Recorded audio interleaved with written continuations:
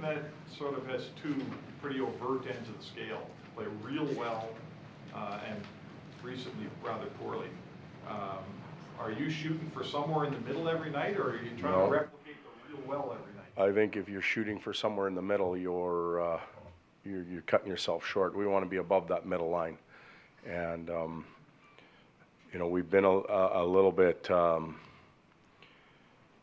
I guess inconsistent would be a kind word, but we've certainly gone up and down since the All-Star break. Started out well and played good games, really good games, solid games, and then obviously fell off the map a little bit. And the falling off the map part for me was not the fact we lost the games. Of course we want to win them, but the way we lost them and the input into them was disappointing.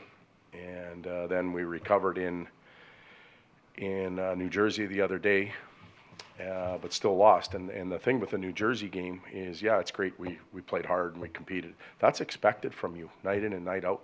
When you put the jersey on, we shouldn't be talking about that after the game. That's expected night after night after night. Let's talk about what went wrong on the penalty kill, or how the power play didn't score, or what a great night somebody had, or a referee's call or something like that, but not our effort, not our input into the game, because that's a given.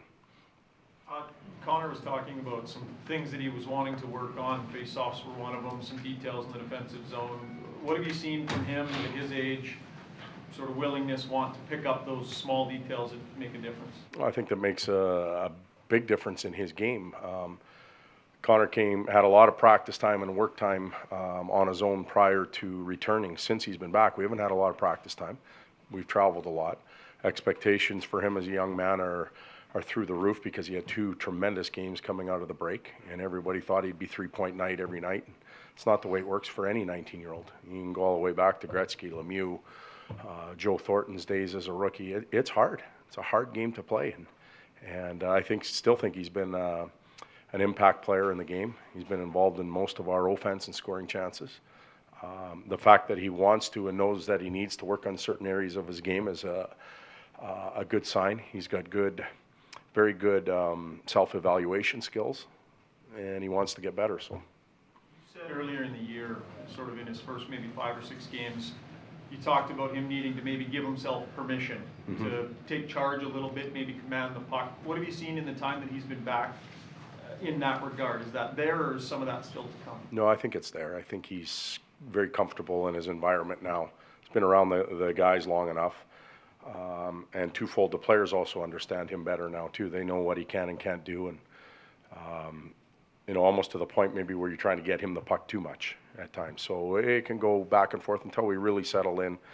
I think it's a work in progress, but I think he's given himself permission a long time ago to be successful in the league. One of his strengths that he's watched a lot God, he's back. See, I told you. NHL players, that when he loses a puck, he just gets it again.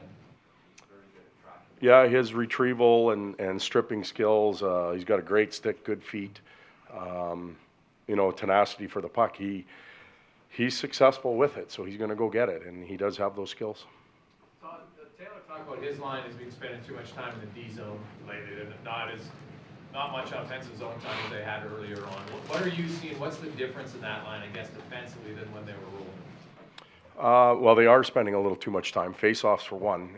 Lose the draw, play in your end, change, and rest is basically how it works. So start with a face-off, let's handle the puck, and let's get going. And then some of their retrieval skills, they're very good off the rush. They attack well and are creative there, but we've got to get a little more cycle time out of that group. Holding on to pucks, wearing down the opponent, tiring out a group. We're a prime example. As we stay in our zone for extended periods, more mistakes are made because teams wear us down a little bit, and that can happen on the other side of the coin with that line as well. You're talking about effort and you having to address it. Is that where this team has missed a captain this season, where you could use a guy in that department and help in the leadership department? No, because we said at the beginning of the year that we would look for these moments when it wasn't, I think I used the weather analogy, when it got a little bit stormy and rainy, we were looking to see who would step up. And, when you look at the Islander game in particular, that we went off the rails on that night.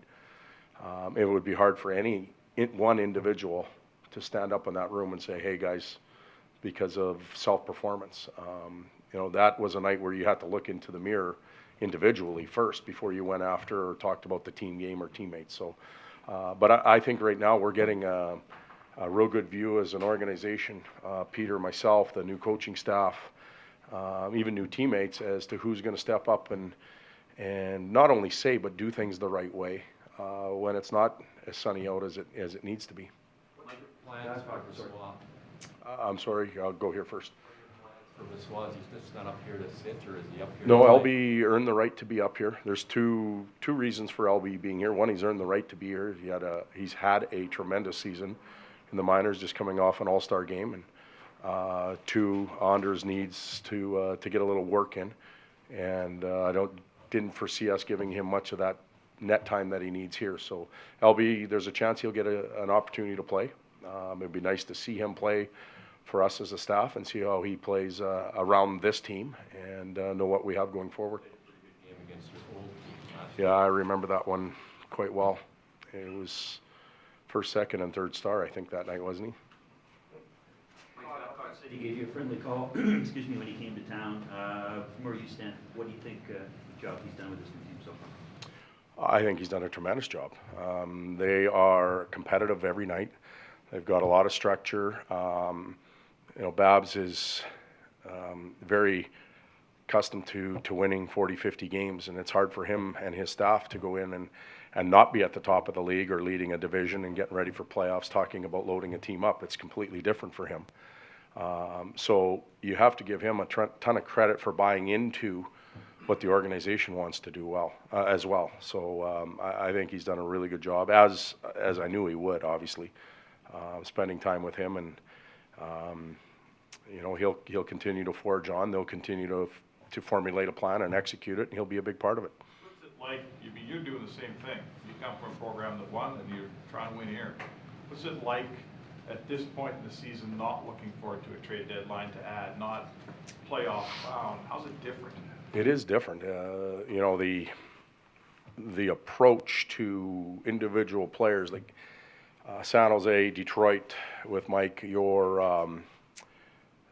you know, you're looking at what might be available around the league to put you over the top, and coaches are greedy. If you haven't figured that out, we want everything. Like, we're going to trade half our team and get Sidney Crosby and Taves and all those guys just for a couple fourth-line wingers. So we do that a lot. In this situation, as that deadline comes up and the situation we're in, we're thinking a little bit further down the road, and we're still far enough away from the deadline that we're really not into it yet as a coaching staff. We've talked about a plan and know what we want to do, but I think that will come up in the next few weeks. Todd, offensively, are you happy with the chances you're getting? You just need to finish more, or do you need to get more chances offensively? Well, Jekyll and Hyde. You know, we've scored enough goals as a team to be in the playoff hunt. There are teams, I think we looked at it the other day, there's 7, 8 teams that are wild card teams are in the playoffs with the same amount of offensive production as we have. When I look at it as a whole, maybe you're talking about recently. Recently, we've gone from home runs to not even getting out of the batter's box as far as offense goes. In the last, you know, certainly the New York game, we can throw that one out because we're not even going to begin to talk about that one. But the New Jersey game, I thought we created some opportunities, had 2 breakaways right off the bat, a 2-on-1, just didn't finish. And there's not much any of us can do about that. I didn't think we shot the puck near enough against New Jersey. We had many shooting opportunities and wanted to be too cute with it. So back to volume shooting and creating second chances.